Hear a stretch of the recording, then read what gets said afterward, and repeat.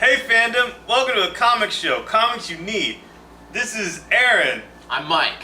And that's Mike, and he's going to talk because he got enough sleep last night. The first thing we're going to talk about is Old Man Logan. It's the same creative team from Civil War. It's Millar and McNiven. Really, really good, really hardcore violence. This is the guy that writes Kick-Ass. And it's been late just because the artist is late, but that doesn't really matter. It's coming out this week, and it was really, really good. Do you have anything to say about it? Yeah, it's about an old depowered Logan 50 years in the future after villains have conquered the world. Right. And there's the world's divided into sections, and the Hulk has like inbred redneck children who are like that, breastfeeding on the cover. Jacked up teeth. And they're breastfeeding on the cover. They're doing worse incest stuff inside. It's really gross. But yeah, he goes on a trip across country with blind Hawkeye and the spider buggy. And drugs. And drugs. To get drugs. And there's a lot of death. Yeah. The next thing I'm going to talk about is Batman Cacophony. What were you calling it? Cock and balls. I was calling it Bruce and Selena Make a Porno because it's written by Kevin Smith. Yep.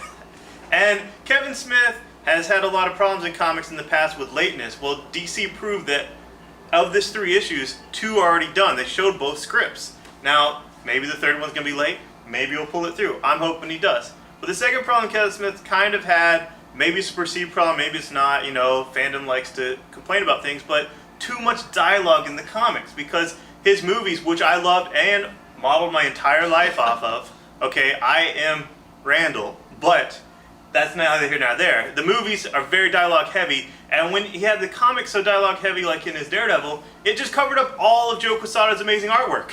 And this, I think, will correct that because 1, Batman barely talks. He's a man of few words. And 2, the villain, Onomatopoeia, who he created, I think, because subconsciously he knew he had this problem with too much dialogue, never says anything. He speaks with only sound. So I think this is going to be the best work Kevin Smith's ever done in comics. Hopefully it's coming out Wednesday. We'll see. Next thing, Kingdom Come. Now, Kingdom Come was written by Wade and Ross, and Alex Ross drew it. Well, this sequel called Kingdom Come Superman has a Kingdom Come Superman who's been appearing in JSA versus our Superman written and drawn by Ross. The first time he's written and drawn the entire book.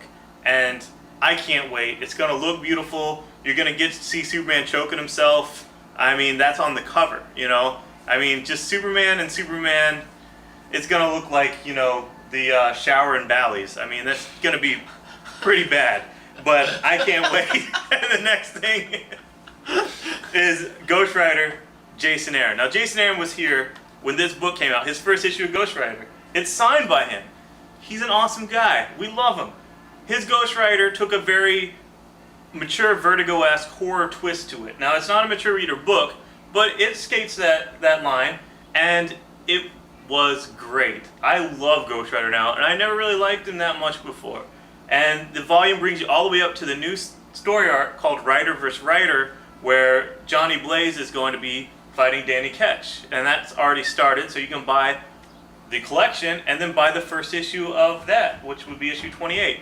I think you should give it a chance. Jason Aaron is an awesome writer. Do you have anything to say about that? I could think of something. You should have something prepared. Shut up. And the last thing is JLA Avengers. Now, this came out years ago, and it's the first time it's out in softcover. Affordable. Amazing. It was like an Absolute before or something. It's whatever. But this is a smart crossover with tons of action. It's the JLA and the Avengers. It's written by Busiek and art by George Perez. And when you get to see the 2 universes and how they're different through this story. Like when the Avengers go to the JLA's world, they say, wow, this is crazy. All these heroes are worshipped with statues and everyone loves them. They must be fascist dictators. We need to go kick their ass. And then when the Justice League goes to the Avengers world, the Marvel Universe, they're like, wow, everyone's kind of distrusted and feared and loathing. They must abuse their power. They must be pretty big assholes. We should go kick their ass. But this is the part where Mike likes it, is it finally settles a lot of that BS, like, who would win, Superman or Thor? Who would win? Like, Superman would beat Thor, all right? It happened. It's canon. All right, read this. It's more action than most crossovers put together. I mean, it's big. It's good. Yeah, really good. He agrees. And that's it. This is Aaron and Mike for Comic Show. Thanks, everyone. Bye-bye.